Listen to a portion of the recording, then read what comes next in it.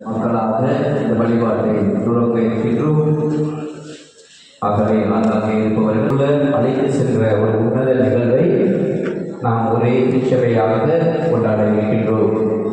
ஆகவே இந்த உன்னதமான நிகழ்வுக்கு மேல்மாநகர் பகுதியில் இருக்கின்ற அனைத்து கிறிஸ்தவ சபை மக்களும் ஒன்றாக வந்திருப்பதில் மிக பெரும் மகிழ்ச்சி கொள்கின்றோம்.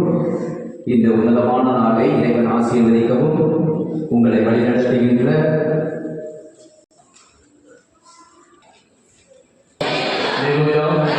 அல்லேலூயா என்பது பரலோகமானதை இன்றைக்கு நிறைய கூறும்படியாக எல்லாரும் கூடி வந்திருக்கின்ற ஒரு விசேஷ கிருபையை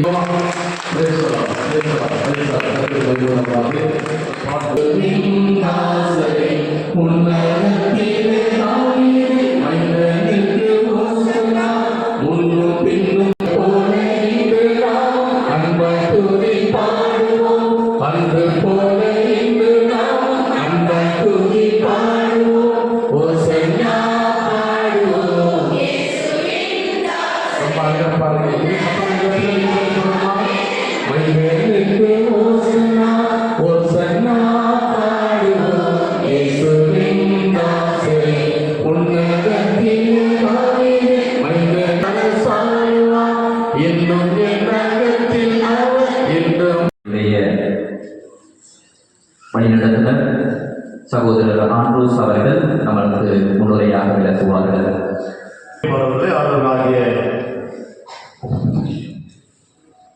ஆண்டவராகிய இயேசு கிறிஸ்துவின் திருப்பெயரான காலை வணக்கத்தையும் ஸ்தோத்திரங்களையும் உங்களை யாவருக்கும் தெரிவித்துக் கொள்கிறோம்.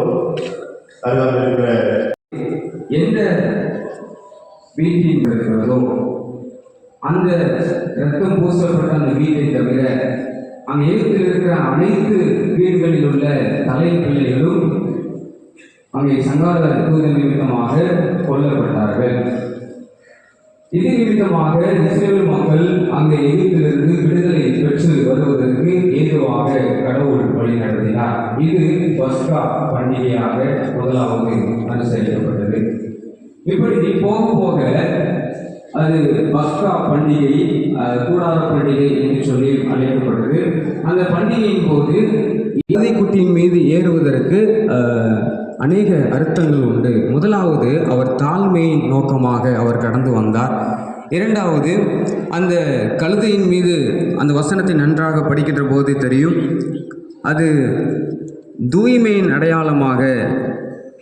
ஏன் தூய்மையின் அடையாளம்? எந்த வீட்டில் இருக்கிறதோ அந்த ரத்தம் பூசப்பட்ட அந்த வீட்டை தவிர அங்கே இருக்கிற அனைத்து வீடுகளில் உள்ள தலை பிள்ளைகளும் அங்கே சங்கார தூத நிமித்தமாக கொல்லப்பட்டார்கள். இது நிமித்தமாக இஸ்ரேல் மக்கள் அங்கே எகிப்திலிருந்து விடுதலை பெற்று வருவதற்கு ஏதுவாக கடவுள் வழி நடத்தினார். இது பஸ்கா பண்டிகையாக முதலாவது அனுசரிக்கப்பட்டது. இப்படி போக போக அது பஸ்கா பண்டிகை, கூடார பண்டிகை என்று சொல்லி அழைக்கப்பட்டது.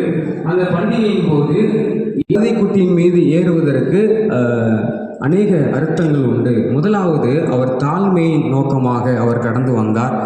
இரண்டாவது, அந்த கழுதையின் மீது அந்த வசனத்தை நன்றாக படிக்கின்ற போது தெரியும், அது தூய்மையின் அடையாளமாக. ஏன் தூய்மையின் அடையாளம்?